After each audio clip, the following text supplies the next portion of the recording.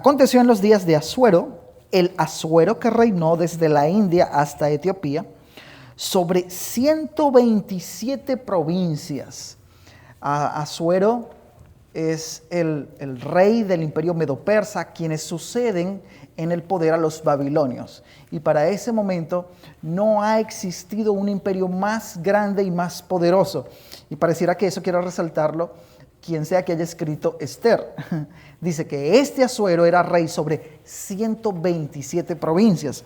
Y sigue diciendo el texto acá, que en aquellos días, cuando fue afirmado el rey Asuero sobre el trono de su reino, el cual estaba en Susa, capital del reino, en el tercer año de su reinado, él hizo banquete a todos sus príncipes y cortesanos, teniendo delante de él a los más poderosos de Persia y de Media, gobernadores y príncipes de provincias. Y el versículo 4 nos va a dar la razón de por qué él convidó a toda esa gente. Y dice, para mostrar él las riquezas de la gloria de su reino, el brillo y la magnificencia de su poder por muchos días. 180 días estuvo Asuero haciendo todo ese flamante despliegue de su poder.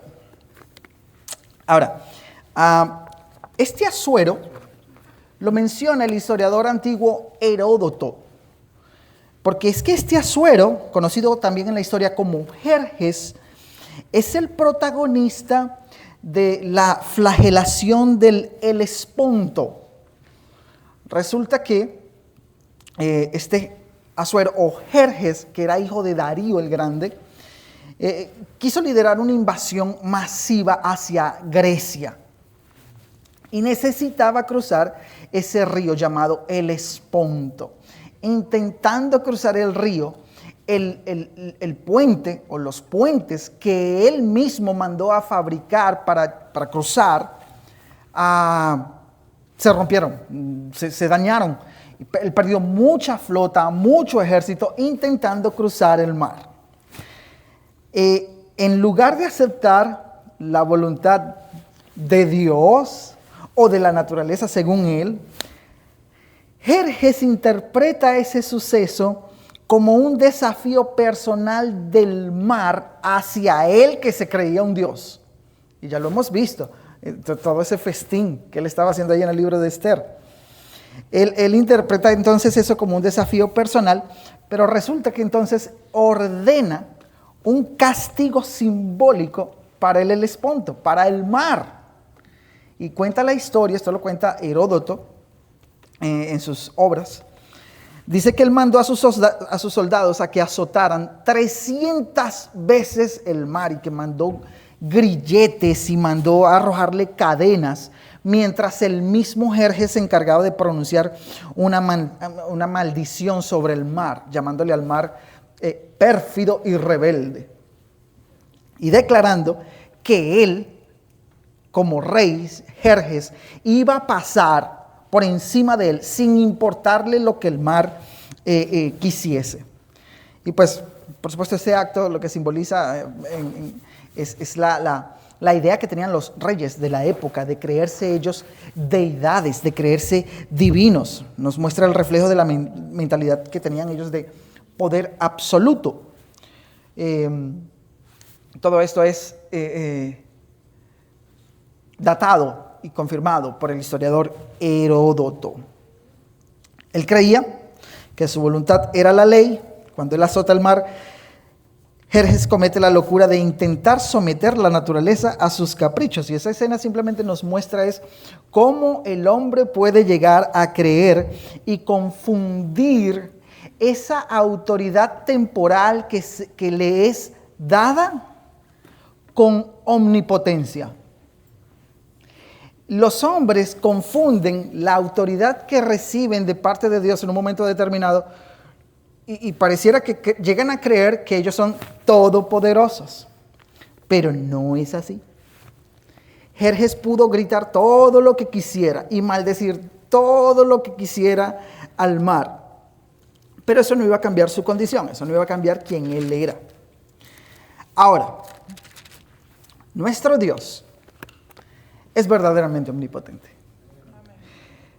Y hay dos textos, por lo menos en la Biblia, y yo lamento que, no sé por qué se me pasó, les ruego perdón, pero pueden anotarlo ahí. No lo coloqué en el bosquejo, lo quité y no me di cuenta que no había quedado en el bosquejo. Pero hay dos textos bíblicos muy importantes, que creo que anoten si pueden, que nos hablan precisamente de cómo Dios es todopoderoso y que contrasta categóricamente con esta ilustración que hemos traído de Jerjes en esta hora. Romanos capítulo 1, versículo 20 nos menciona cómo nuestro Dios, o mejor dicho, cómo el poder, la gloria del poder de Dios se evidencia de una manera muy clara para todo ser humano. Romanos 1, versículo 20 dice que las cosas invisibles de Él, de Dios, su eterno poder y deidad, se hacen claramente visibles desde la creación del mundo, siendo entendidas ¿de qué manera? Por medio de las cosas hechas. La creación se erige como un testimonio dantesco del poder de Dios.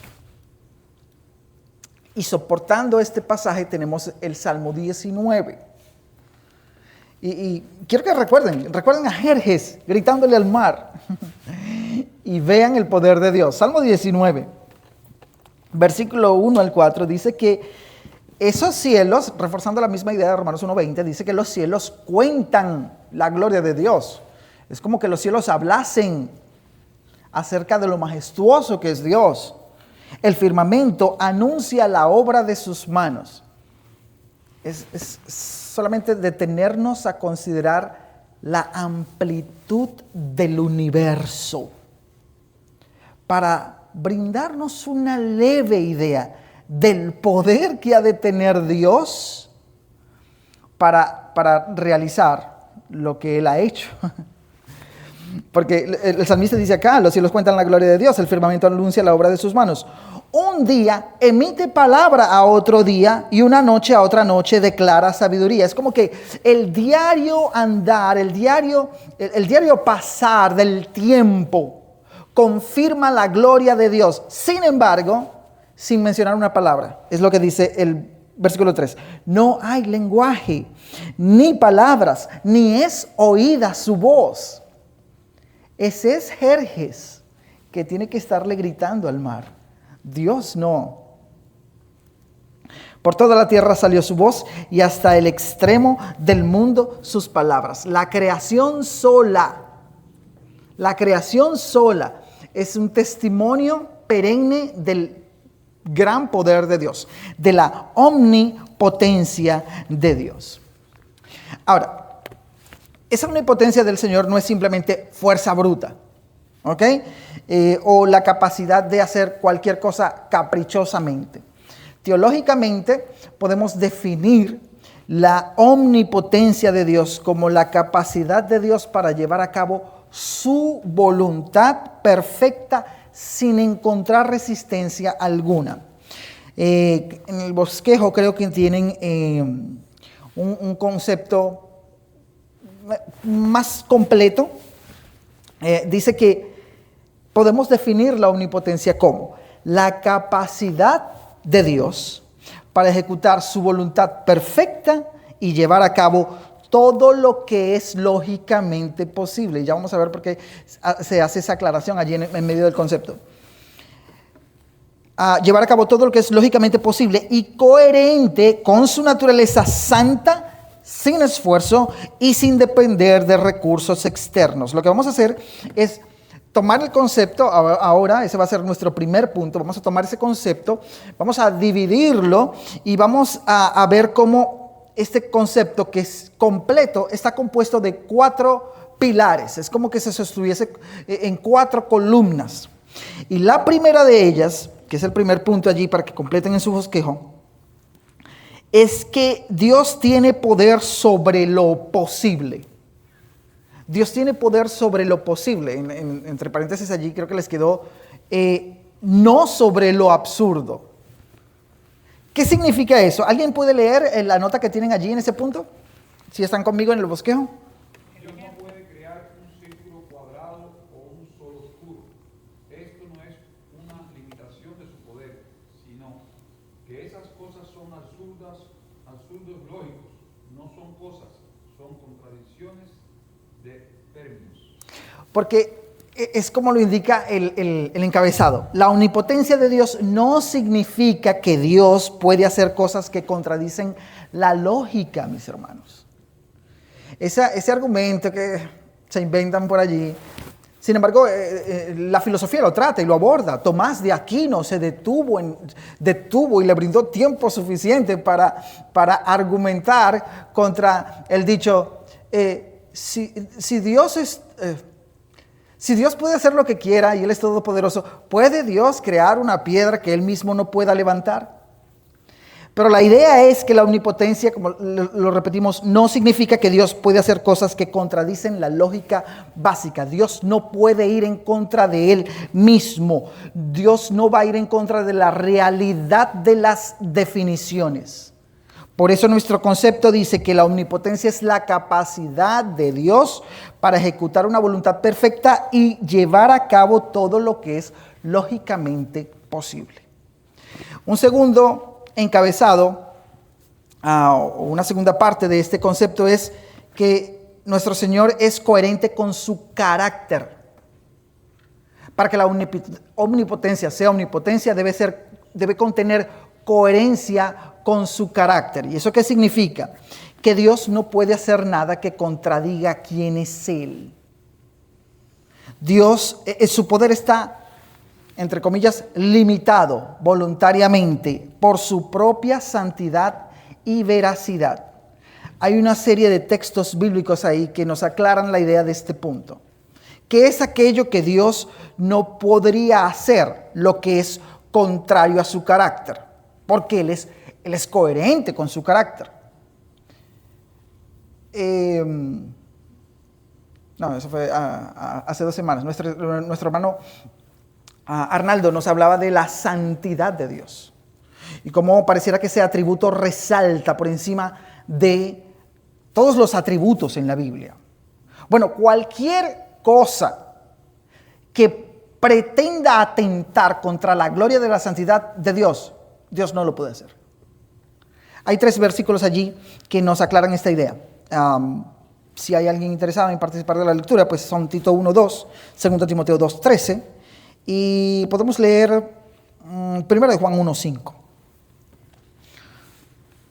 Tito 1:2. Ajá. En la esperanza de la vida eterna, la cual Dios, que no miente, prometió desde antes del principio de los siglos. Dios no miente. Dios que no miente. Dios no miente. La mentira es pecado.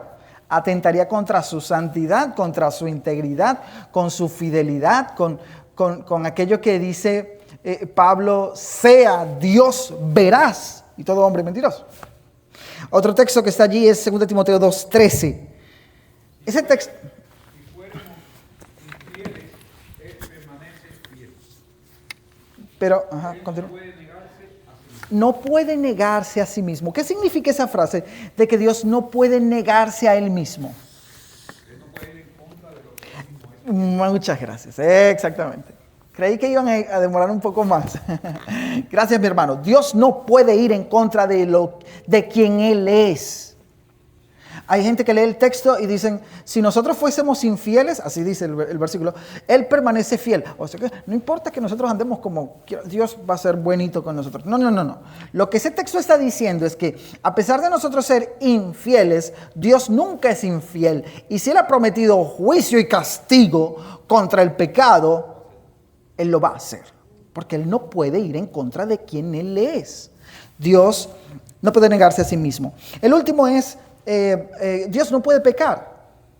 Él es muy limpio de ojos para ver el mal, dice Habacuc 1:13. O Santiago 1:13 también nos dice que cuando alguno es tentado, no diga que es tentado de parte de Dios, porque Dios no puede ser tentado por el mal, ni Él tienta a nadie. Pero 1 de Juan 1.5 lo dice más claramente. ¿Alguien lo tiene?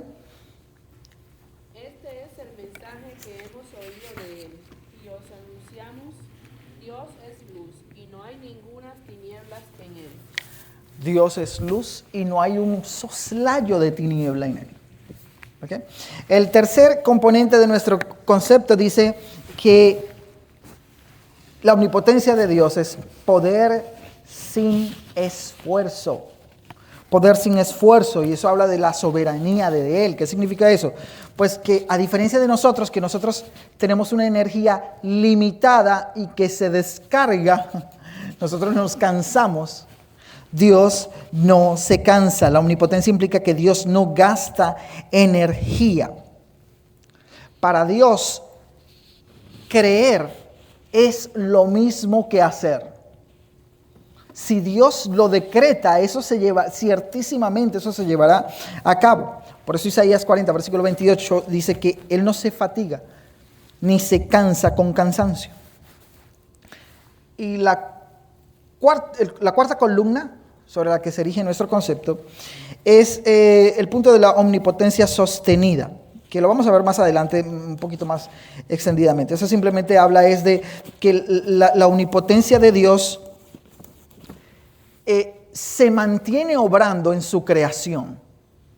La omnipotencia de Dios se mantiene activa. Es como lo plantea Hebreos 1:3. Él sostiene todas las cosas con la palabra de su poder. Pero lo vamos a ver más adelante cuando estemos hablando acerca de las dimensiones donde opera la omnipotencia de Dios. Así que hasta ahora, un concepto que nos hable de omnipotencia de Dios debe considerar estos encabezados que acabamos de hablar.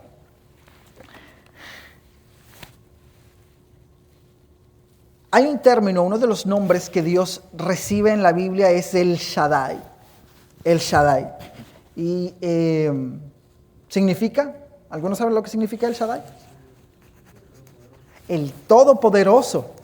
El Todopoderoso. ¿Recuerdan a quién se le presenta a Dios por primera vez de esa manera? Antes, poquito antes. Abraham.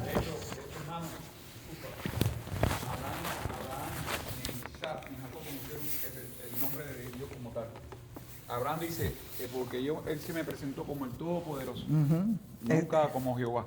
Eso es lo que le dice el Señor a Israel, a Jacob.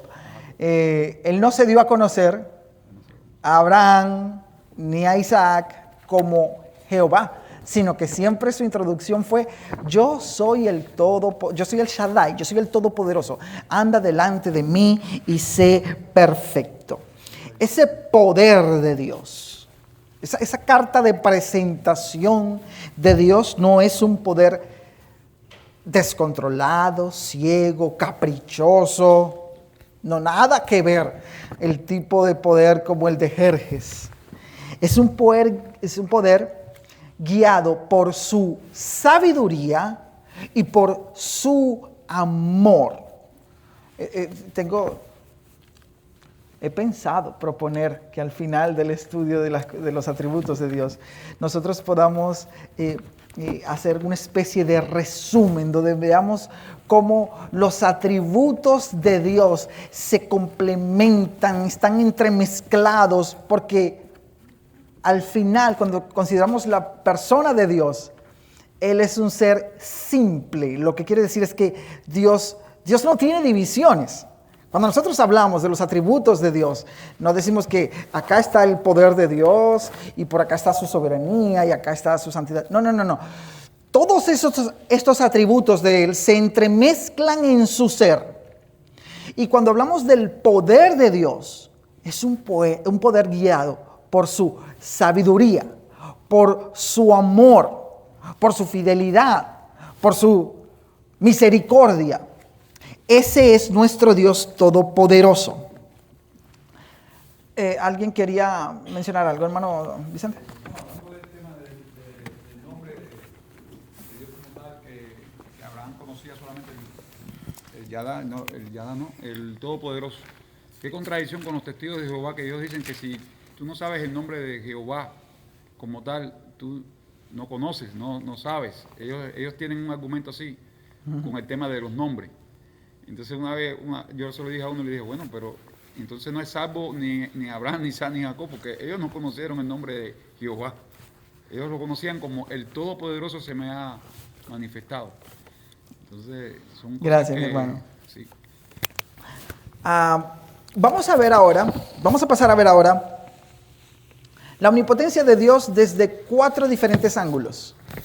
O si pudiéramos decir áreas en las cuales nosotros vemos la omnipotencia de Dios obrar de manera puntual. El subtítulo creo que les quedó allí como las 4 dimensiones del poder de Dios. Vamos a estarlas viendo una por una. La primera es la más extensa, bueno, la primera y la última. Vamos a ver en primer lugar el poder de la creación ex nihilo. Vamos a estar viendo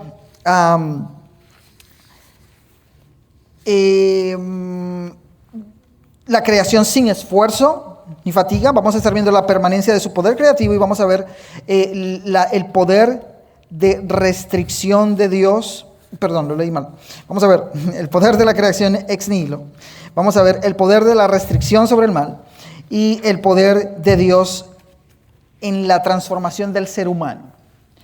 Vamos a comenzar entonces a ver el poder de creación o la omnipotencia de Dios en el poder de la creación. Dios no necesita materia existente o preexistente. Dios crea de la nada, ex nihilo. Su palabra es el vehículo de su poder. Nosotros necesitamos, para crear, o lo que sea que pretendamos hacer, debemos hacerlo a partir de lo que ya existe. Es por eso que nosotros construimos. Nosotros no creamos realmente, pero Dios es diferente. Salmo 33, versículo 9, dice que Él dijo, Dios dijo, y fue hecho.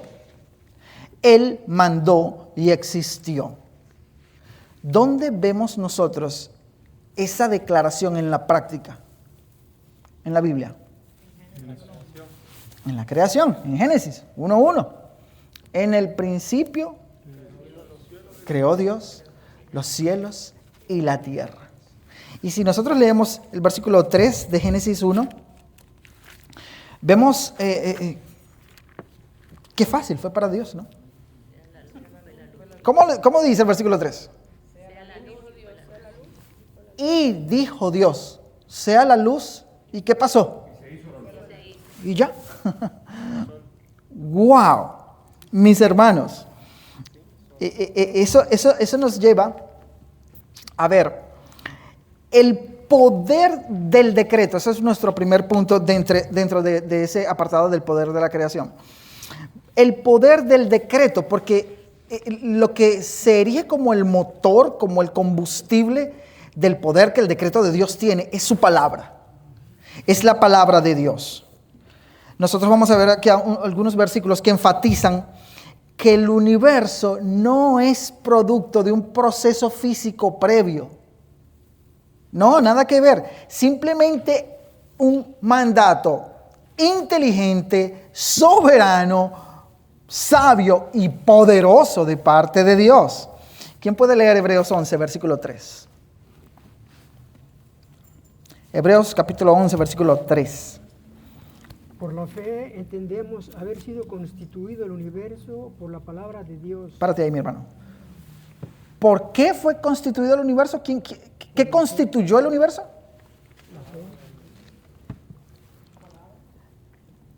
La palabra de Dios. El autor de los Hebreos está diciendo allí, nosotros por la fe entendemos, creemos, aceptamos que el universo fue constituido por la palabra de Dios.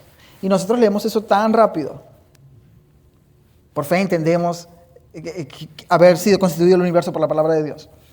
Pero comprémonos un telescopio y detengámonos a contemplar el universo. No sé si alguno ha tenido la oportunidad de ver algunas de estas imágenes que se han publicado, se han hecho públicas de lo que el telescopio espacial James Webb, creo que se llama, algo así, ha captado del universo. Impresionante, aquello es majestuoso, sublime, aquello es wow. Y nosotros creemos por la fe que todo aquello fue creado por el grande poder de la palabra de Dios, como nos dice Génesis 1:3. Y dijo Dios, sea la luz. Y la luz fue. Hebreos 3 dice, por la fe creemos que Dios hizo los cielos y la tierra. Amén. Ahora, ¿alguien quiere decir? ¿Vieron? ¿Alguien? Ahora, pasemos ahora al siguiente dentro de ese mismo encabezado. Dios como dueño de la materia. Dios creó todo lo que nosotros podemos ver, tocar, percibir.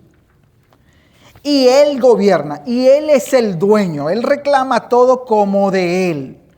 Él es dueño de la materia porque Él la creó. Dios no está limitado por las leyes físicas. Él las inventó.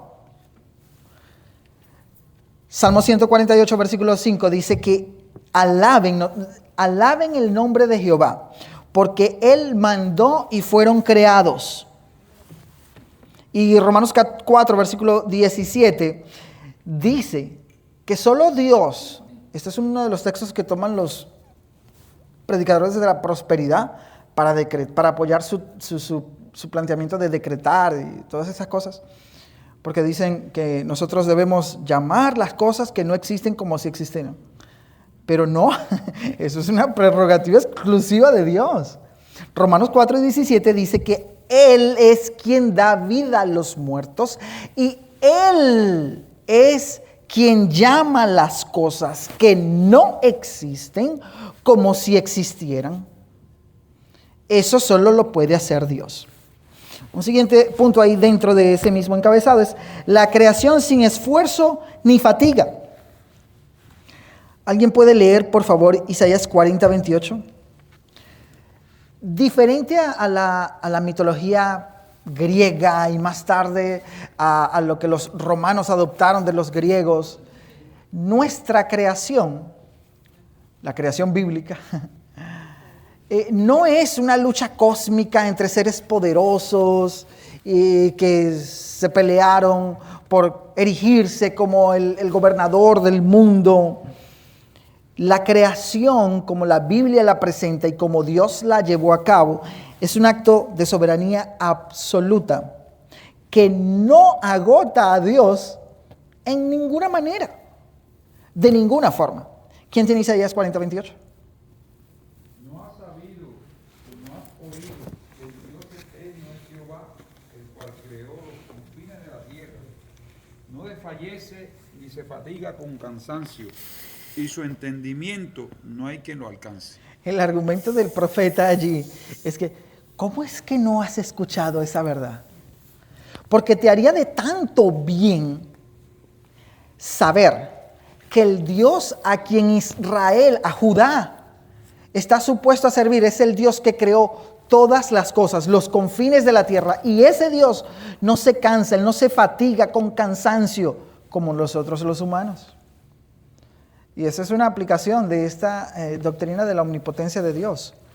El Dios en quien nosotros creemos, el Dios a quien nosotros decimos servir, a quien decimos seguir, es un Dios todopoderoso.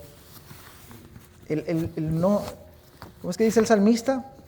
No se adormecerá el que guarda a Israel. Creo que tienen un par de textos más allí, pero por causa del tiempo pueden leerlos en casa. El siguiente es la permanencia de su poder creativo. La permanencia del poder creativo de Dios. Dios no solo creó en el principio, este era el punto que yo les decía que íbamos a estar tomando, viendo ahora sí de manera un poquito más extensa. Alguien que por favor lea Hebreos 1, versículo 3. Alguien que por favor lea Colosenses 1, versículo 16 y 17. Porque lo que vemos en estos textos es que Dios no solamente creó con su gran poder en el principio, sino que Él continúa preservando esa creación con el mismo poder. Hebreos 1, versículo 3.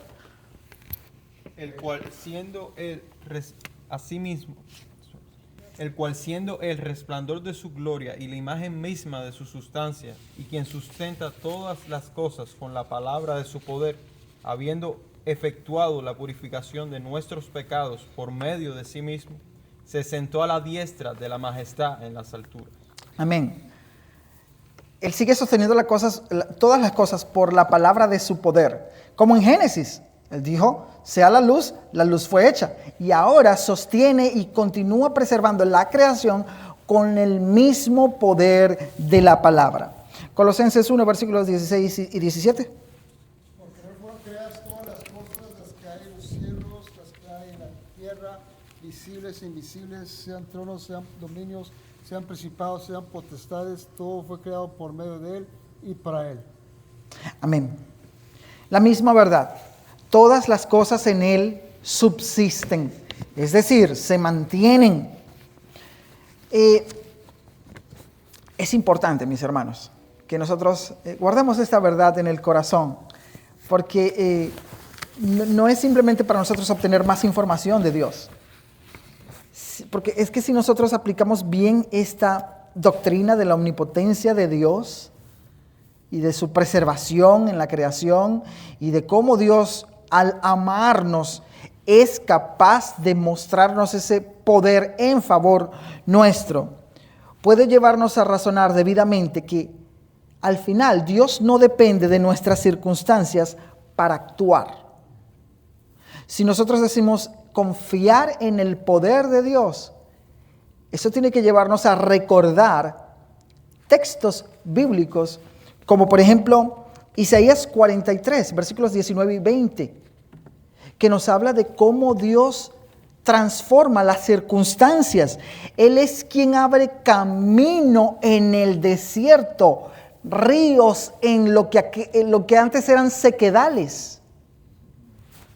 Esos versículos no están en sus bosquejos, pero pueden anotarlos si tienen cómo anotar. Isaías 43, 19 y 20. Y el Salmo 107, ese sí quiero leérselos. El Salmo 107, los versículos 33 al 34, dice de la siguiente manera: Él convierte los ríos en desiertos. Dios puede tomar una situación favorable y convertirla en adversa. Dios convierte los ríos en desiertos, los manantiales de las aguas en sequedales, la tierra fructífera en estéril. Dios hace tanto lo uno como lo otro con su gran poder. Isaías 43 nos dice que Él abre camino en el desierto y ríos en sequedales, y el Salmo 107 nos dice la verdad contraria. Ese es el gran poder de Dios sobre su creación. Pero debemos avanzar. Una dimensión adicional en la cual el poder de Dios actúa es el poder de preservación y providencia, que ya lo mencionamos. Ya leímos Hebreos 1:3 de hecho. Así que podemos avanzar al tercero. El poder de la restricción sobre el mal.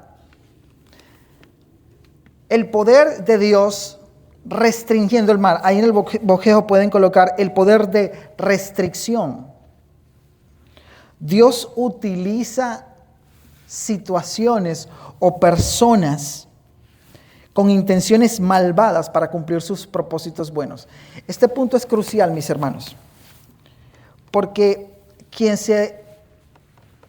pretenda jugar a los antónimos puede comenzar a decirles a ustedes, bueno, pues blanco, negro, y alto, bajo, y gordo, flaco, y Dios, Satanás. Pero eso no está bien. Eso no está bien, porque el mal es una criatura rebelde bajo el control de un Dios soberano y todopoderoso. El mal en ninguna manera es opuesto a Dios en categorías similares. No, el mal, Satanás, no es un antónimo de Dios. El mal es una criatura rebelde bajo el control del Creador y Dios utiliza intenciones malvadas para cumplir sus propósitos buenos. Él le pone freno a la malicia humana y demoníaca.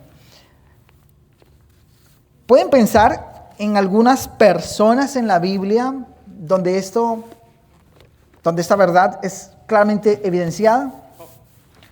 Job, de hecho creo que fue el ejemplo que puse en los bosquejos. Cuando Dios le dice allí a Job, ahí está en tu mano, solamente no pongas tu mano sobre él. No leamos ese texto como que, Satanás, bueno, anda, pero por favor no vayas a poner la mano sobre él. No. Dios concede autorización a Satanás, pero pone un cerco, pone un límite. Y eso va a ser así. De otra manera, créanme, Satanás hubiese desobedecido y destruido a Job en la primera vuelta. Cuando Dios pone el cerco, no hay manera de que Satanás pueda ir más allá. Solamente no pongas tu mano sobre él. Y Job 2, versículo 6 dice que Jehová dijo a Satanás, he aquí está en tu mano. Y otra vez, mas guarda su vida. Ahí está el cerco otra vez. Ahí Dios restringe la muerte para Job. De esa manera,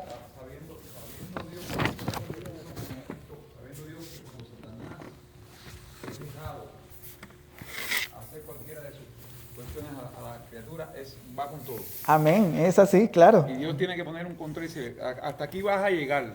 Correcto. Gracias, mi hermano.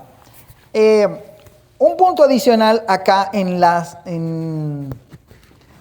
áreas donde vemos la omnipotencia de Dios en acción, y ahí nos vamos a detener un poquito más, es el poder de Dios o el poder de transformación. Así deben colocarlo en sus bosquejos. La idea es la omnipotencia de Dios transformando al ser humano. Los cánones de Dort denominaron esta doctrina como la gracia irresistible. Ese poder de transformación en el ser humano. Alguien ha dicho que el despliegue más grande de omnipotencia no es mover una montaña, sino cambiar la voluntad de un pecador. Solamente el Shaddai, solamente el Dios Todopoderoso puede tomar el corazón de un individuo pecador que se haya muerto en delitos y pecados y resucitarlo. La salvación es obra de la omnipotencia directamente, ya lo vamos a ver. Ezequiel 36, versículo 26, profetizaba que Dios iba a quitar de vuestra carne, le decía el profeta al pueblo, yo quitaré de vuestra carne el corazón de piedra que ustedes tienen y les voy a dar un corazón de carne. Esa fue la profecía que el Señor dio por medio de Ezequiel. Y es simplemente precioso ver el seguimiento del cumplimiento de esa profecía en el Nuevo Testamento. La Biblia no dice, mis hermanos, que el ser humano está simplemente enfermo espiritualmente. Dice que está muerto. Y es por eso que debe darse esta transformación. Ese corazón de piedra no responde. No responde al llamado espiritual. Tiene Dios que intervenir, tomar ese corazón de piedra y darnos, hacer un intercambio allí y darnos un corazón de carne. Vamos a ver algunos textos que nos ayuden a ver esa verdad claramente. Por favor, alguien que lea Efesios 2, versículos 4 y 5. Alguien que lee Juan 5, versículo 21. Y yo voy a leer Efesios 1, versículos 19 al 20. ¿Alguien tiene Efesios 2, 4 y 5?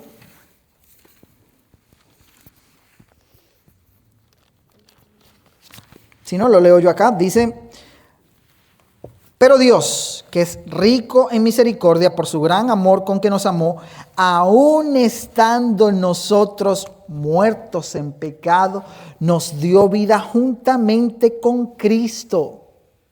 Por gracia sois salvos. Esa era la condición del ser humano, pero en ese estado Dios quiso darnos vida. Nos dio vida juntamente con Cristo. El estado del hombre sin Dios es de mortandad. Él está muerto. Juan 5, versículo 21. Porque como el Padre levanta a los muertos y les da vida, así también el Hijo a los que quiere da vida. Y allí en ese contexto no está hablando de la resurrección final. El Señor Jesús allí en el Evangelio de Juan está hablando de la predicación de la palabra de Dios, de por qué los judíos no estaban creyendo a su predicación. Y es allí donde les dice, como el Padre levanta a los muertos y les da vida, yo también puedo hacer eso. Pero ustedes no están creyendo en mí. Es lo que dice el versículo allí en Juan 5. Ahora, Efesios 1, 19 y 20 es simplemente glorioso para la verdad que estamos estudiando en esta tarde. Estamos estudiando el tema de la omnipotencia de Dios. Y lo que Pablo va a decir acá es que para cambiar el corazón, la mentalidad, ese estado de muerte a vida de un pecador, es necesario que intervenga la omnipotencia de Dios. Sigan conmigo allí en el versículo 19 y 20 de Efesios, capítulo 1. Dice así. Leamos desde el 18 para tomar mejor la idea. Dice, alumbrando los ojos de vuestro entendimiento para que sepan cuál es la esperanza a que Él os ha llamado. Esa es la oración de Pablo por los efesios. Él les está diciendo que él oraba a Dios por ellos con esas palabras, con esa petición. ¿Okay? Alumbrando los ojos de vuestro entendimiento para que ustedes sepan cuál es la esperanza a que Él los ha llamado, para que ustedes sepan cuáles son las riquezas de la gloria de su herencia en los santos. ¿Y qué más está pidiendo Pablo por los efesios? Bueno, que ellos supieran también, el versículo 19, que ellos supieran cuál la supereminencia, grandeza de su poder para con nosotros los que creemos. ¿En qué forma? Según la operación del poder de su fuerza, la cual operó en Cristo resucitándole de los muertos. Lo que Pablo está diciendo acá es que el poder que operó en Cristo para resucitarlo es el mismo poder que opera en los creyentes para que vengan a la vida. Y él les está diciendo a los efesios, yo oro a Dios por ustedes para que ustedes entiendan eso. Para que ustedes lo sepan, para que estén conscientes de lo que el Señor ha hecho en sus vidas. Por eso es que ese argumento en los Efesios se repite vez tras vez. Ustedes fueron salvos por gracia, estaban muertos. Dios tuvo que intervenir para traerlos a la vida. En eso consiste la resurrección espiritual. En esa obra está envuelto muy profundamente la omnipotencia de Dios. Eso es tan así que la conversión de un creyente, ¿cómo es denominada? ¿Cómo lo llama la Biblia? Cuando un creyente cree. ¿Perdón? Un nuevo nacimiento. Y ese es el siguiente punto allí en su bosquejo. Un nuevo nacimiento. Es como una nueva creación. Al igual que en la creación ex nihilo, de la nada, Dios trae a la existencia una nueva naturaleza que antes no existía, mis hermanos. Nosotros fuimos concebidos en pecado. No hay una naturaleza de creyentes en nosotros. Somos espontáneas, naturalmente rebeldes a la voluntad de Dios. Tiene que operarse un cambio tan radical que la Biblia lo denomina una nueva creación. ¿Cuál es el versículo más famoso para esa verdad? Las cosas viejas pasaron, de modo que si alguno está, nueva criatura es. Las cosas viejas pasaron, y aquí todas son hechas nuevas. Segunda los Corintios 5:17. Pero tienen allí en sus búsquedas un par de textos más. Juan 1:13, que dice que esos hijos de Dios no son engendrados de voluntad de carne ni de voluntad de varón, sino de Dios. Y Santiago 1:18 nos habla de cómo nosotros fuimos renacidos por la palabra de verdad. Dentro del nuevo nacimiento, de cómo Dios obra en el ser humano para transformarlo, está también lo que se conoce como el control de la voluntad humana. Y yo sé que esto choca mucho con el pensamiento contemporáneo, porque pues, pero entonces, ¿en qué sentido el hombre es libre? Los versos que vamos a leer nos muestran cómo la omnipotencia de Dios alcanza incluso los deseos más profundos y las decisiones del corazón de los hombres para llevar a cabo los propósitos de Dios. Nada va a frustrar los propósitos de Dios. Una intención contraria de cualquier individuo no va a frustrar los propósitos de un Dios soberano y todopoderoso. Filipenses 2:13. ¿Qué dice Filipenses 2:13? Porque Dios es el que en vosotros produce así el querer como el hacer, por su buena voluntad. ¿Están viendo lo que dice el versículo? Dios nos toma para sus propósitos. Producirá en nosotros tanto el deseo como la acción. Él es soberano, mis hermanos. Nos guste o no. Dios no solo nos ayuda a hacer el bien, Él crea incluso el deseo de hacer el bien. Proverbios 21, versículo 1. Hemos mencionado este versículo mucho a lo largo de esta serie de estudios, que dice: como los repartimientos de las aguas, así está el corazón del rey en la mano de Jehová. A todo lo que Él quiere lo inclina. A todo lo que el Señor quiere. Los gobernantes como Jerjes se pueden creer muy soberanos y muy poderosos, pero la verdad es que están en las manos del Señor. Y lo que sea que el Señor quiera para sus propósitos con los gobernantes, tomará sus corazones y a ello lo va a inclinar. Hay otro texto allí, Jeremías 31:33. Pueden leer en casa con más calma. Para cerrar esta idea, quisimos traer el ejemplo de ese poder transformador de Dios en la vida de un individuo. ¿Y quién más que el terco, obstinado y porfiado Saulo de Tarso? Perseguidor de la iglesia, asesino, preparado con cualquier cantidad de cartas para encarcelar a cuanto cristiano se le atravesara en el medio. Y cuando Dios quiso ponerle un freno, tumbarle del caballo, humillarle y pasarle del reino de las tinieblas al reino de la luz admirable de su Hijo, así lo hizo.